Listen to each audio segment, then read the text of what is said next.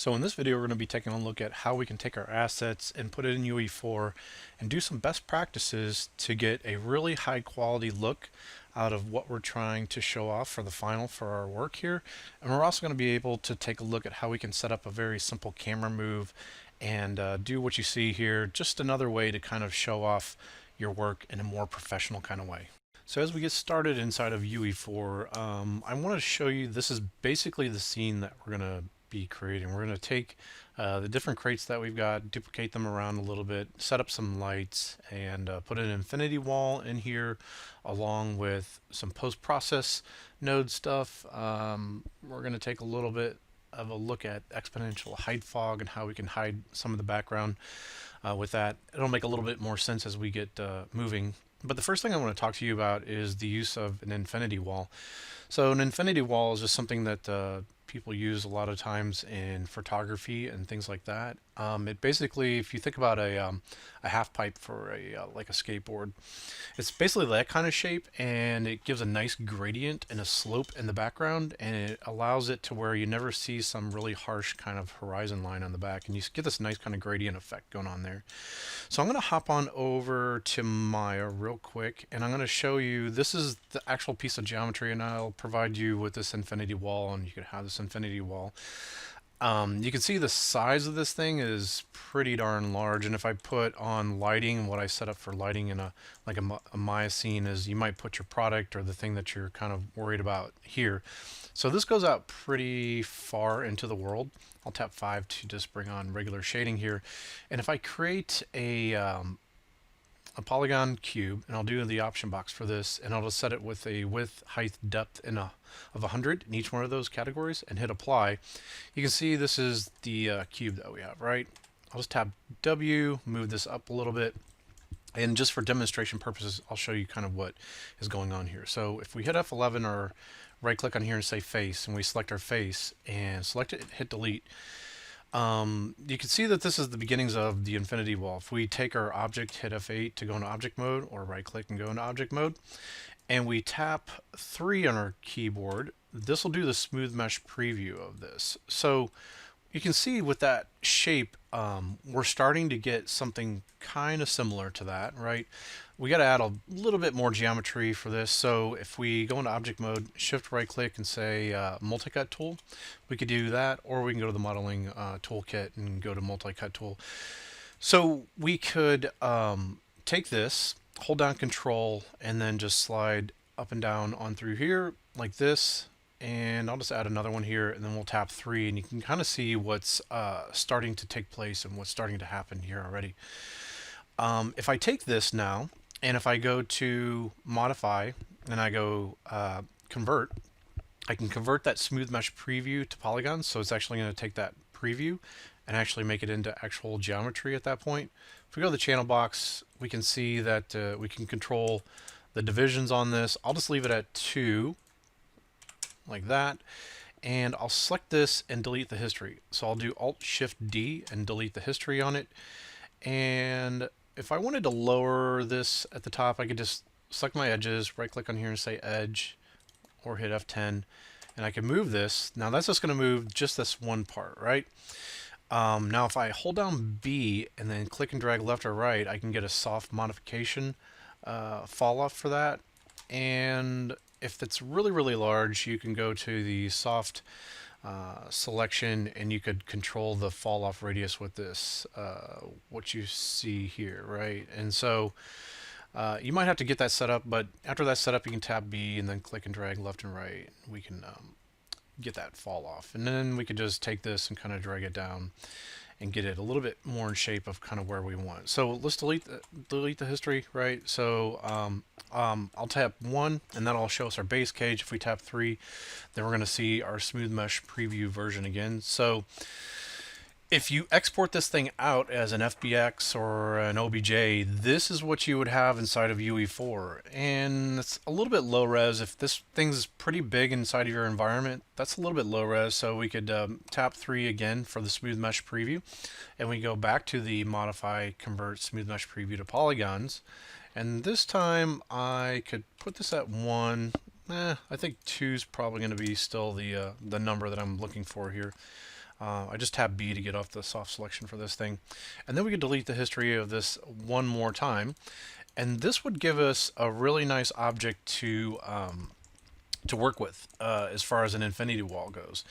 Now, if your pivot point is not the right place, you can tap D, and that'll allow you to move the pivot point. If you hold down V while you move this thing down, you can click and drag, and then that'll vert snap. It'll temporarily turn on vert snapping, and you can snap it to this vertex right in the middle, and tap D again, and then that sets the pivot point for yourself. If you were raised up in the air kind of like this and you want to slam this thing down into the grid, you could hold down X and then just move this down like this, and you could eventually get it to the point where it sits on the grid.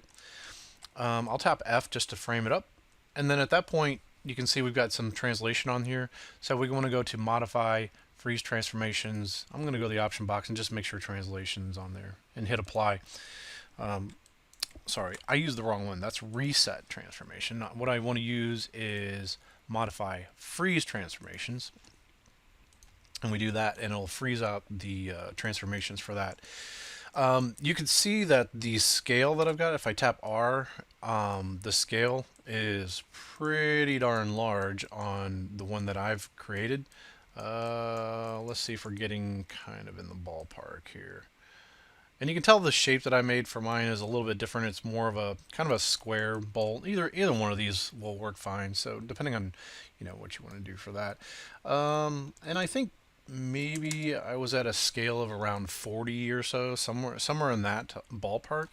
The scale's not super important as long as you're kind of getting in this range where it's a pretty large shape for yourself. So I'll just freeze transformations on that again, and then we can export that thing out as an FBX and then pull it into UE4. So I'm going to hop back on over to UE4, and what I've done is just in this area that's called environment, I've got my crate sitting here, and then within the crate I've got the old thing for the proxy, we've got our materials, we've got our mesh, we've got our textures, and then I just made a new folder called Infinity Wall, and then imported that in. Just right click and say import that in, and then I would use an FBX, imported the FBX in, and then drug it into the scene. Okay, so I know that's a big explanation for what's going on for this Infinity Wall. It's just I've seen so many people not take the time to make this infinity wall,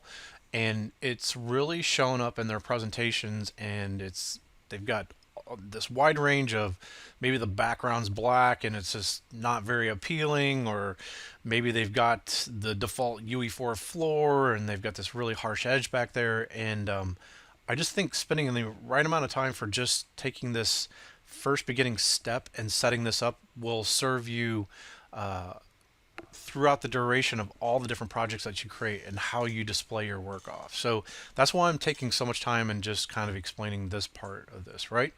Okay, so I'm going to create a brand new scene and show you all the different steps that was used to go ahead and create this. So if we do File, New Level, let's just go ahead and create an empty level. I'm not going to save this one. And basically, I've got that infinity wall, and I would be able to drag it into the scene. And I'm going to set it to movable. We'll talk about lighting in a bit, but this just makes it to where the object is movable, and it would receive like dynamic kind of lighting, things like that, right? So I'm going to take the X, Y, and Z and then zero it out. So I'll hit 0, tab, 0, tab, 0, tab. Just zero the thing out, right? And I would want to put a material on this. So what I'm going to do for this is go to the earlier section where I had a proxy and I made a material and showed you how to make some simple materials just for the proxy stage. So I'm going to take that proxy instance, just click and drag it onto the scene. Now if you make a default scene that has nothing in it and it's empty, it's going to put it in this mode of lit at the very beginning, and until we get some lights on there, you might want to be in this unlit mode.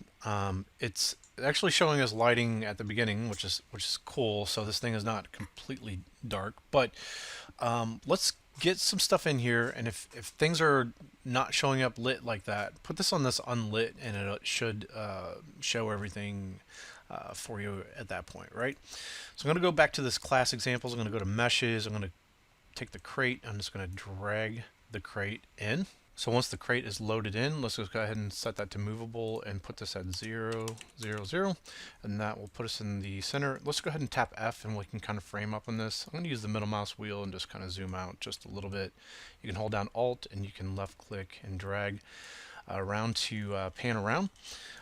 So the first thing I want to do is just get a light in here right away. So let's go to lights and then let's go to spotlight and we'll just click and drag this in just like this.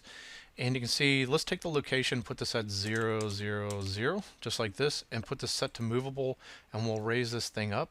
Now let's take it from unlit to lit, and then you can see that we can start playing around with the light on this. I'm going to drag it up a little bit, zoom out.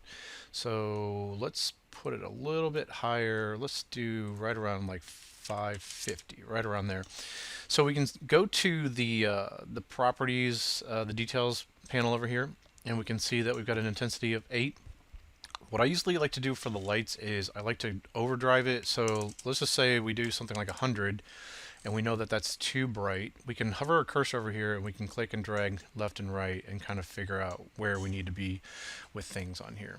So I'm going to take this light, I'm going to click and drag it forward just a little bit. You can see it changes the shadow angle a little bit. So this is something that's a little bit weird about the spotlights inside of UE4. You would expect if you tap the space bar and cycle through the translation, rotation, and scale, if you put on rotate, you would expect that if you rotate the light that it would change the angle of the shadow, but it doesn't. It actually has to do with where the light position is. And so if I wanted the shadow to grow this direction, I had to push the light over here like this. So in order to get the light in the right position, I'm just going to pull it forward a little bit, and you can see that we're going to get the light in front of here slightly. We're going to get a longer shadow in the back, and then I'll be able to tap the space bar and then rotate it into a position like this. The next part that I kind of want to show you is that we're going to take this inner cone angle and we'll put this at like 15. So this basically says this inner cone, anything that's in this inner cone is going to be like 100% lit, and anything that goes to this outer cone will start to take and make it a gradient and kind of fall off from there. So maybe we do something like 45, and if we matched, we can see exactly what we get here. We get this really harsh line that we've got going on here. If we put this at 50, we get a little bit of fall off. If we put this at 60, we get a much larger fall off at that point. So I think I'm going to put this maybe at 40, and then this outer cone angle, if we did something like 80, you can see we get a really large fall off at that point. Let's put it at 70 and we get something like this. Now we also have this attenuation radius, and if we put this at 20, you can see that we don't get any light that's hitting the crate that we see here. If we put it at 50, it's going to grow out a little bit longer. 100, let's put it at 100. Let's put it at 500. Now we're getting a little bit longer here, 700. And now we're starting to hit the crate and the floor. And if we want to ensure that we hit all those surfaces, we could put this at something like 1500. And we can keep growing that out and make it quite a bit larger. So that's a way to control like how far out the light reaches and how far out it kind of goes within there. I'm just going to put this intensity, I'll just put it at 90 so we got a nice even kind of number for that. So that kind of shows you what we would be able to do with the spotlight. The next thing I'm going to do is go to lights, and I'm going to drag out a skylight, and then I'm just going to take this, I'm going to set this to movable as well, so this makes it fully dynamic. So I should probably explain to you about the static, stationary, and movable. So if you think about expense, this is the most expensive light. It's dynamic. If you hold your cursor over it, it's going to tell you what the light type is. It's totally dynamic. That means you don't have to bake any kind of shadow information for us. It's the most expensive, and if you have multiple dynamic lights and they overlap each other, that can cause some performance issues. Now, because we're showing things off for a portfolio, we're not super worried about the performance necessarily. I want to try to get a better look just for how the models look. So the other thing is I want everything to be real-time and dynamic, so I want to be able to tune these values and see it instantly. And so if we put it in movable, we're going to get that kind of functionality and behavior. So if we do stationary, it's going to give you a combination of baked information along with some dynamic components to it. And this is like the middle kind of road, and it's going to be, as far as performance goes, it's going to be kind of the middle of the road. If you want the highest performance, but the least amount as far as flexibility and having the lights being dynamic, you'd have to put it on static. You're going to have light map UVs. You're going to have to make sure you've got some setup to be able to bake. You would have to go up here to build, and then you have to build lighting information, right? And so that takes some time. So this is why I'm these stages. I'm just putting everything at movable. Again, just know that this is costly as far as a performance thing goes, but since we're just showing stuff off for a portfolio, we can get away with it, right? So I'm going to put this at 0, 0, 0 for this, and then I'm just going to put it on the move tool. So I'll tap the space bar and then just drag it up so we can kind of find the icon pretty easily. And if you want to make it a whole number, you can just make it something like 300. So currently, it's not really going to do a whole lot. Now, if we put this at 50, something like that, you don't even see much of a difference right now for what's going on. But it's trying to capture the scene and use the scene as a way to simulate bounce light. And there's just not a whole lot going on here. You can see it's just pretty much black outside of there. So not a whole lot going on for bounce light. Now what we could do is we could change this from capturing the scene to use a SLS specified cube map. And UE4 has got within here, if you go and you say show engine content, you're going to be able to turn that on and off. I think it's off by default, so we can turn that on. And then you can see if we come down here, it's going to open up this area for engine content. Now what we can do is go to this engine content area, and we can use one of the search filters, and let's just type in HDR, and we could find this desert outer HDRI. So this ships with the engine, it's always there. So we can take that and we can just plug it right into here. So you can either click and drag and drop it in there, or you can hit the little arrow key. Now you can see this simulation of bounce light, what's going on. This value that I set for this skylight is really, really crazy, right? Intensity of 50. If we put it on 5, we get something like this. If we put it on something like 10, we're getting something like this. Now if we just put it on 1 and we get a little bit of bounce light, you can see what was going on with that infinity wall before, right? It was completely black, and now it's got all this kind of bounce light information that's kind of going on with it now at this point. So let's just take this, I'll just put it at 2 just for now, just to get this a little bit higher, right? And as I start to see this, I want to take my spotlight, and I think I'm going to pull it forward a little bit, see how we're starting to see the shadow information on here and the angle that we want for this. And then maybe I kind of push it over here just a little bit, and then we can rotate the light again, maybe back, something like this. So now I think we're getting a pretty good combination of what's going on with the light here. Now we can take this and we can start taking our crate, and we could rotate it around if we want. We could take this version of the crate, hold down Alt, and then click and drag out, and then that would give us a copy of this. I think I was just doing something kind of like this. Like, it's up to you how you want to lay this thing out. We could rotate this thing all the way around if we wanted, have it off to the side. I'm just going to hold down Alt and then click and drag out another copy of this. And then I'll put it on the move tool, hold down Alt, and then click and then drag out this. And then I was dragging here, and I think I just rotated this thing 90 degrees and then pushed it up here like this. And we can kind of push this thing here and then push it off to the side just a little bit. So I think that's a pretty decent setup for ourselves. Now it's pretty dark in the front of here, so maybe we want to take the spotlight and bump it up to maybe 150 or so, and then maybe drag it out a little bit further so we can kind of control like what's going on with the shadow information, just like that. If you want more of the light to fall on this side, we can drag it over here and then rotate our light kind of like that and through there, right? And so I think that's starting to give us a pretty decent look. If we frame this thing up, the other thing we can do for this scene that we're creating, if you hold on Control and tap 1, that'll set a camera position for you. So if we move our boxes or our camera and our vantage point around a little bit, and you hold on Control and tap 2, we got another shot. And if we just frame this up just a little bit different like this, we can do Control 3. So now if we tap 1, 2, or 3, we're saving those as different kind of views for ourselves. Okay? So that's the basics for kind of getting this lighting set up with just, one main directional light. That's our main shadow casting light. And then we've got our bounce light. Actually, the skylight's the bounce light, and this is our main directional light for the spotlight. So with those two lights, we're doing quite a bit of work, right? The next thing I'm going to show you is if we go to Visual Effects and we do a Post-Process Volume. Let's just go ahead and drag that in. The Post-Process Volume does all kinds of really cool stuff, and you can do color grading, and you can do depth of field, and you can do all these kind of different effects. And you can see that it gives you a volume that you can control the scale of this volume. I'm just going to leave it the default. And you could have different post processes going on. So like hold on Alt and we drag this out.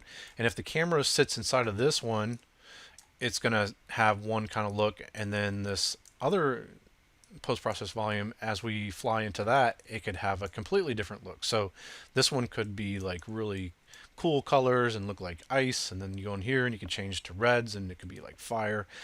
I'm just going to use one of these, and the other thing I'm going to do for this scene, just to keep it simple, is go to the details panel, and we're going to want to go to this area post-process volume settings and then say infinite and extent and then tell it to be unbound. So it doesn't matter what the volume size is, it's just going to push out to the full extent of the world. So this part that I'm going to talk to you about, I think, is pretty darn important, and I think it trips a lot of people up whenever they first try to do some lighting inside of UE4. I've seen it ruin some game teams, their entire lighting setup, because they don't take care of this kind of at the very beginning. But it has to do with Unreal has this thing called eye adaptation and min brightness, max brightness, and it's basically like this idea that if you're, you know, go and see a movie in your movie theater and it's really dark out in the theater, and you go from that dark room and you go out to some brighter area, it takes your eyes a little bit of time to adjust to the new lighting, and it kind of does this weird transition to get it back into the position that it needs to be to adjust to the new lighting scenario. And so they try to simulate that in the engine. It's kind of a cool effect, but it's on by default. I think it would be like the last thing you want to worry about at the very end of the project, or after you've got your lighting kind of set up and make sure that's working. But they've got that as a default, and you can go into the project settings and you can change some of that stuff. But if you have a post-process volume, you can overwrite that stuff with the post-process volume. So if we go into the details panel for this and we scroll to the part up here where it says lens, we can go to exposure and we can open that up, and we can see there's a min brightness and a max brightness. And if we put this min brightness to 1 and a max brightness to 1, you can see this is exactly what we're getting without doing any kind of trickery or any kind of funny business, right? So I think we're in pretty good range for this stuff. I might still want to take my spotlight and I might want to go 200, maybe a little bit higher with that, maybe 250. Again, what I like to tend to do is go maybe way too high with something. So if we did like 1,000 and then we take that and we kind of back that off a little bit at that point, sometimes that works pretty good for me. So let's just do 500, 400, 300. So I'm just trying to find that sweet spot where I'm getting kind of happy with the lighting and everything. And you can see in the shadow information, if the shadow information is too dark, we can go back to that skylight and we can kind of take that and take our intensity and we could make that even higher. Um, it just, you know, I want it to be a little bit lighter within here. These values are pretty pretty darn high for this intensity from what I'm seeing, but it's probably just because some of the texture work that I did is maybe a bit dark, and so that's why it's pretty dark within there. So I'm going to leave it to your discretion to kind of figure out where you want to be, but I definitely want the bounce light to kind of light up some of these darker areas in here. Something else that we didn't really mention is that if you don't want to see the icons and everything else like that that's going on for this, you can tap G at any point to turn that stuff on and off, right? And so I'm going to tap 1, 2, and 3, and we're just checking out our different vantage points that we've got going on for this. Now, it'd be a good idea for you to save your scene at this point. I think we're ready to move on to this next section, and let's talk about us being able to put an exponential height fog within the scene, and that will add a little bit of atmosphere to the scene, which we really don't need. Our scene's not really, it doesn't really have a whole lot of depth to it, but we could put that in there, and I'm going to use it as a trick to kind of kill some of this really ambient light that we're putting in with this skylight and this bounce light. So I'm going to take this exponential height fog, and I'm just going to click and I'm going to drag it in here. We'll tap G so we can see the icon for this.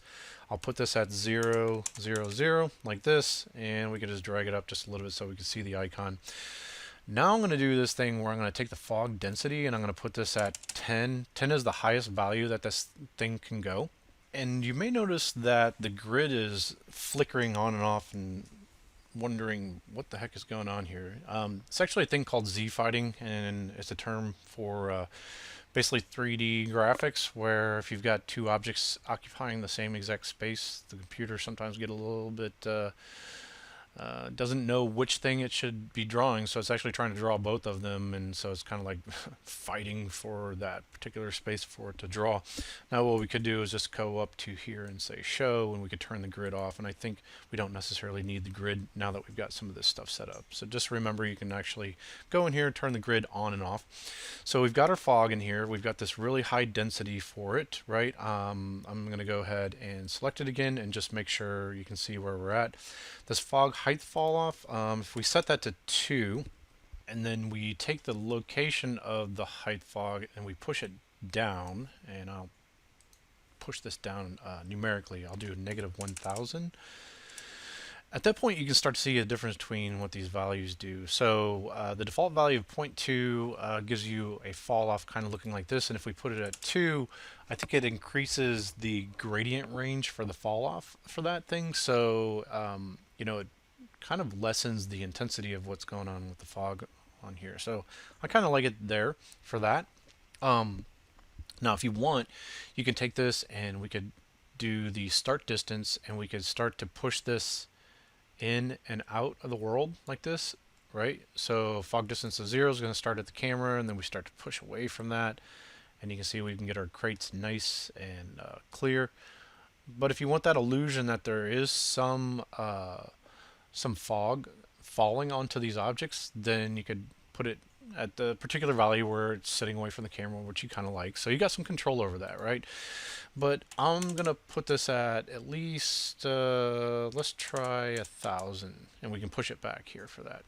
Now here's the interesting thing about this fog. You could actually take it and you could make it pure black if you wanted, and that will do some interesting stuff. Now if I put this and I drop this back down into this 0.2, you can see what's going on. We can kind of kill everything that's going on with this here. So if we do the start distance and we drop this down to 500, something like that, you can see we're really killing all that that bounce light. We're basically killing everything in the background that's back here. It's not just the lighting. It's just basically overwriting or not letting that display through at all for anything that you see in there. Okay.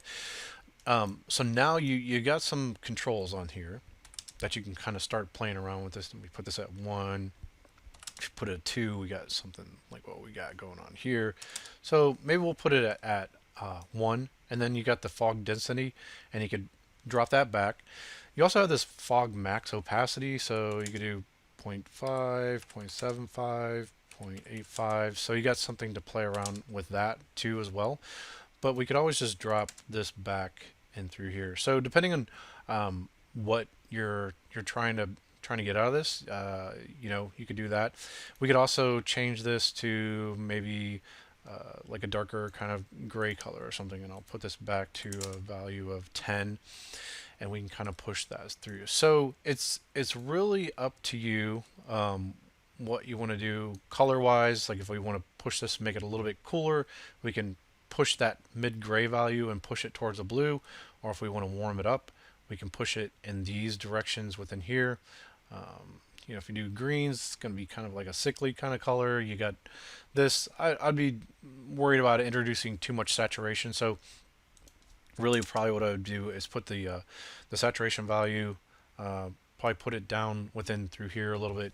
This seems to do pretty good for allowing for the crates to kind of come through. If we raise that up just a little bit more right in through there, 0.02, that's giving us a nice value. I'm going to tap G so we can kind of see what we got going on here for these different views.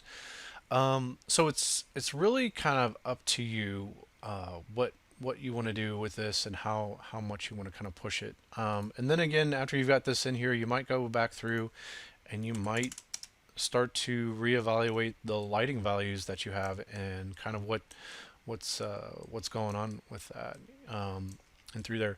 So there's a few more things in the post process that we can go through kind of quickly and get it kind of a nice look. If you want to go to the bloom section, you could add a little bit of that. So if we take this intensity and we can pull this up, I'll just make this really, really obvious, kind of what's going on here. So it's going to take any bright area and kind of make it feel like there's kind of a haze kind of effect going on to that, right? And you can take the threshold that it's got, and you could play around with that as well. And you could kind of try. I'm trying to kind of limit it and tone it down a little bit, but still have a pretty nice intensity that's going on there for that. So again, you're gonna have to kind of like play around with the values, play around with some of these thresholds, and then find out what you think works well for you. Okay, so I'm going to close up that. If you want to brighten things up, you could do this exposure compensation. You could do something like that. I kind of would worry about kind of playing around with that just too much, but it is a possibility for you to kind of play around with that. I do like this chromatic aberration. So if we did something like this, if we put it on 2 or 5, we can really see what's going on with the effect, and it's a camera effect that takes the image and it shifts like one set of image and it tints it towards a blue and the other towards a red, and does this offset. Now if you just give it a very slight value, it's still there, and it still just kind of adds just a little bit to the image. If you push it too far, I feel like it kind of blurs things out a little bit too much, so you have to find maybe what you would consider your sweet spot for things, right? And we have this start offset. So let me put this at a really high number and just see what we get. This does some very funky stuff, right? So it's going to hold this edge, and then it pushes off and through here. If we drop it back, so I don't think I would probably mess around with that one just too much. So I'd probably 0.25 something in there, or if you want it a little bit higher, 0.5. Again, it starts to blur out the edges just a little bit, so you might want to be just slightly careful with it. It can produce a cool kind of effect. The dirt mask, if you enable this and you just go and do a search for dirt, you can find this T-screen dirt texture, and you can put that on there and do this mask intensity. I'll just put it on something like this. Let's do a very high number. And as we move the camera around, you can kind of see how this makes it feel as if the lens has got this kind of dirt component to it, and that could be a cool effect. For screenshots, for showing off your models and stuff like that. probably not the best thing to probably be messing around with, but it could be kind of cool, and maybe if it helps tell a little bit of a story about the thing that it is that you're making. So maybe I've seen people have guns or weapons and stuff like that, and they're kind of older and rusty and kind of dirty, and so they put that on the lens too. So that could be a possibility for you as well. So the next one, I want to add a little bit of noise to the image. If you do a search for noise, nothing's going to show up. It's actually grain. So they're looking for grain on here. If I put this at this intensity, and I put this at 50, it's pretty apparent what's going on here, right? If we drop it back, 20, 10, 5, 1, 0.25, we got a little bit going on there. Now, if we want to take a look at this grain jitter, if we have a really high number, you can see how it's going to really kind of push out on the image and distort it quite a bit. If we do some kind of lower kind of number like this, we could do that.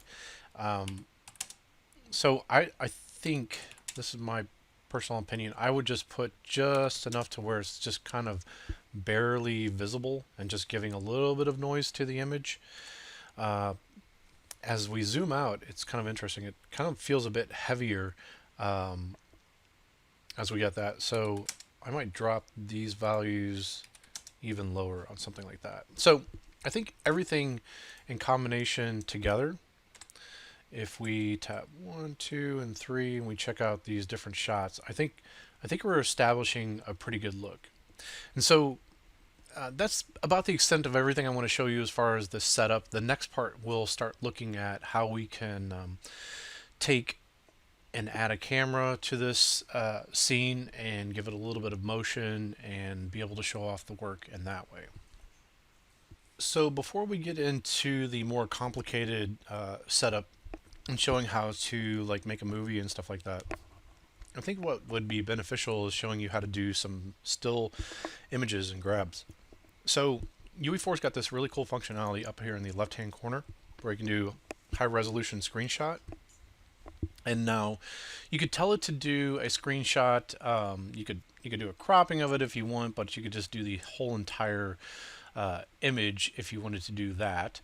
Now, if you did set it to 1, just what the default is here, it's going to do a 1-to-1 capture. If you want to go higher than that, you could do something like a screen multiplier of 3 or 4, or let's just do 2 just for time's sake. And we'll go ahead and say take a screenshot.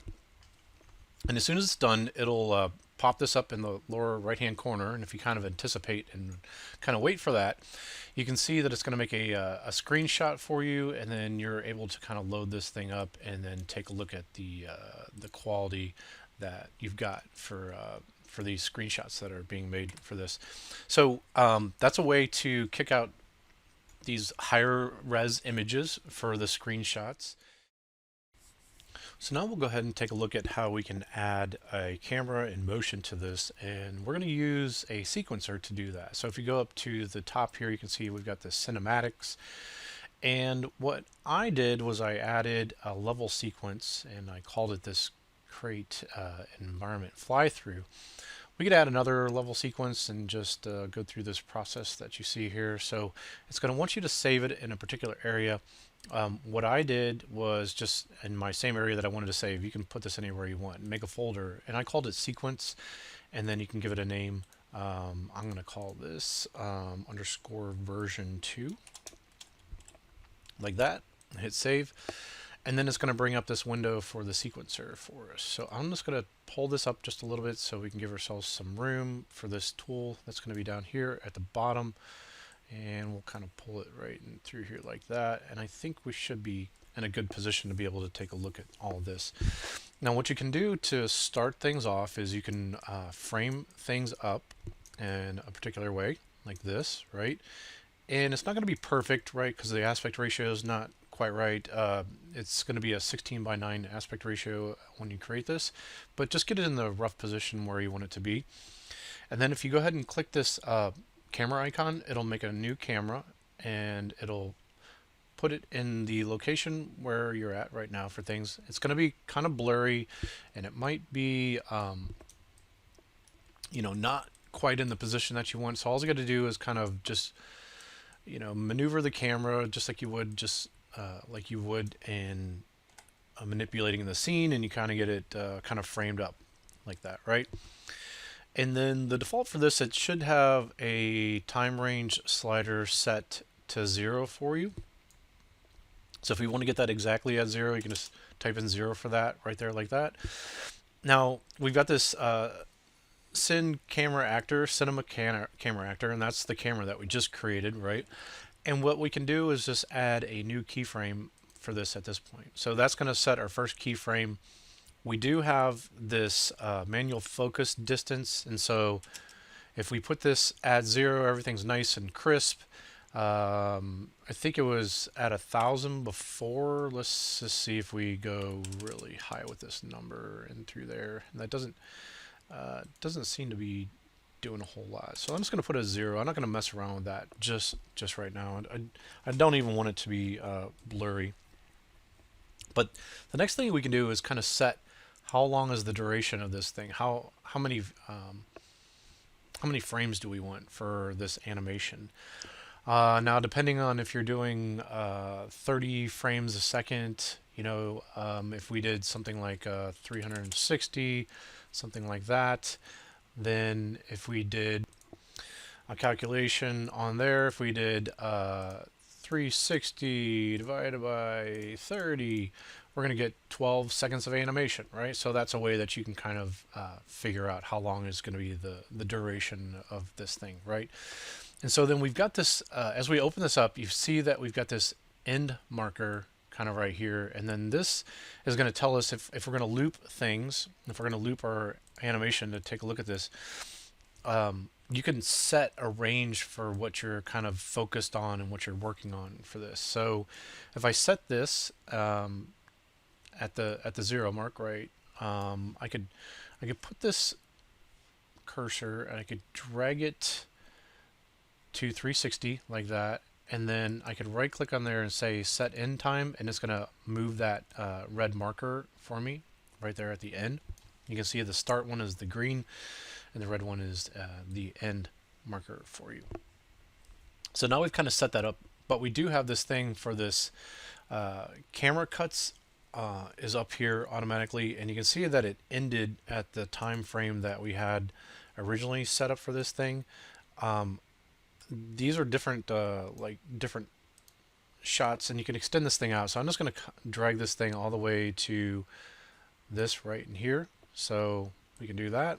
We can kind of pan this thing around if you want. And that's going to give us a setup for everything. We can click and drag, and you can see there's no motion on this at all at this point. So I can put it at 360. And then I can take my camera view and kind of frame this thing up for where do I want the animation to end. And I'm just going to kind of put this maybe in somewhat of the rules of thirds right in here. So right in this particular area, right? So I think that'll be okay, right in through there. And what I'm going to do is set a new keyframe right here at this point, and I can click the time scrubber and I can scrub through the time, and then we can take a look at that. We can play this and see the motion that we got. Now we're setting transform, so that transform is going to be the translation and rotation all at one time. So if you want to control that individually, you could open this up and start to add keyframes for just rotation values and things like that. So you could separate that out if you want. What I could do is just go to like the middle here. So I'll do like 175. And if I wanted to add some additional kind of motion to this or have some kind of specific layout for this, maybe I'm having the camera kind of pull up a little bit and take a look at the tops of these, then I could add another keyframe here at this point in the middle. And now you can see as we go through this, it's going to still do the pan and move across. It's going to take the camera and kind of look up at the top of these crates and then push back down like that. So it feels like we got a pretty nice, smooth, arcing kind of motion. Now, if you start to add a lot of keyframes in here, it starts to be a little bit difficult for how you kind of control that. If you select any of these, if you want to actually show the animation keys, you can actually look at the curve data for this, and you can change this from smooth to like linear motion, things like that. Like you can see there's a little bit of wobble in through there, so I could potentially go through and you could fix some of these things up, and this is going to change the motion and it is going to change the timing, obviously, but it gives you a little bit finer control at that point to control the motion. So we're going to keep playing through this and just kind of looking at it, right? And I think everything's looking pretty good. The only other thing that I kind of want to do now at this point, I want to add this ability to do a fade. And the other thing is that if we had multiple cameras set up like this, we could tell this where we're going to do a binding, and we could bind it to multiple cameras, and then you could actually do different shots within here. So you could get a lot more complicated with this, but there's a whole learning series that Epic has put out for Sequencer. So if you really want to get into the camera controls, you really should go and take a look at what Epic has put together. They've got really good training material for that. So I'm not getting very deep in this. I just want to get you guys to where you can start working with a few cameras and get some motion on there, and get this set up for rendering out for your portfolio, right? So we could take a track, and then what we could do is do a fade track on here. And we can go to the beginning, and I'm going to put it out 15 frames out from the start, and I'm just going to click a key for this fade like that. And nothing's going to happen until we put this at 0, and then if I put this at a value of 1 and then set a keyframe for it, you can see we can fade from black to fading into the shot. And then I want to get 15 frames in from here. So go 345, and I'll just set another key right here, and that's a value of 0. And as we get to the end of the animation, let's do a value of 1 and set a key for it at that point at 360, like this. So now as we play and move through, you're going to see that. Now, I think we'll only see this camera fade, this fade to black, if we have this camera cuts selected for this. No, it's actually showing through for this. I think there's a visibility component to this, so you could actually hide these things. But I was thinking you had to be on the camera cuts for this. I do know if you go to play in game, I think you might have some issues with that. So I'm going to go ahead and I'm just going to stop this. I'll save it. Now, if we want this to play at the beginning, like if we hit the play in selected viewport, you're going to want this the sequence actually in the scene. So I've got these two different ones in the scene. What I could do is right now, if I hit play and I do play in selected viewport, I've already set one of these up, and it's going to play the first one, I believe. So it should come through and show you this motion. If you remember what we just looked at, we set up a camera and we told it to go towards the top and everything else like that, and kind of look through it. So this is the first one that I set up beforehand. I'll hit escape for that. And the way to get that autoplay is it exists and it sits in the world. Here's the second one, which really the position of that doesn't really matter. It just matters as far as maybe an icon that you want to select. So let's just do 000 like this, and I'll put the second one up above here. If we select it and go through here, you can see it's set to autoplay, and now if I take it off autoplay and we go to play, we just got the 3D mannequin guy, and he's dropping to infinity. Let's tap 1 to go back to our camera view. And so you can see, if we take the second one, what I was doing is setting it to autoplay. I told it to loop indefinitely. Play rate is set to 1. If you want to slow it down, you could put it at 0.5. If you want to speed it up, you can put it at 2. Like, you can change the numbers and do stuff like that. You can change the starting offset time. But we also can tell it to disable any character movement, HUD, everything else like that. I'm going to leave this disable camera cuts on because we were using that. So now if we play, it should play this new one that I just made with you, and you can see we've got this different camera motion on here like this. So this is a way that you could make some different camera moves, different camera motions, and get it all kind of set up. From there, the other thing that I'm going to do is let's load that thing back up. So we can go through the version 2, and if we want to render this out, we can render this movie to a video. And we can click this, and there's different options for you. You can do image sequences, and you could comp this stuff all together inside of After Effects, something like that. But the easier thing to do would probably just be using an AVI. You could tell it to do audio or no audio. I put it on a custom frame rate of 30 frames a second. The resolution is 1920 by 1080, so you got options to change some of that stuff. You could tell it not to stream textures or stream textures if you want, and use compression. If you want high quality, then I just put that up to 100%. And then you want to give yourself a place where it's going to spit out the video. And I think I chose this area. I'm just going to cancel for that. And then I'll go ahead and just capture the movie. So just click the button at the bottom, and let's just go ahead and make sure everything's saved. And it does this kind of weird thing where it makes a smaller kind of window and it starts capturing. So if things look a little bit funky to you, I've noticed that before, where it might be capturing it and it might not look like it's capturing everything correctly, but give it some time, let it finish out the video. And what I've found is that the way that it looks whenever it's capturing can be quite a bit different than what the final video actually looks like. So we'll just go ahead and let it run through, and it's just about done capturing the entire thing. And then when we're done there, we can take a look. So I'm just going to click this Open Capture folder, and it's still going, and we're finished now.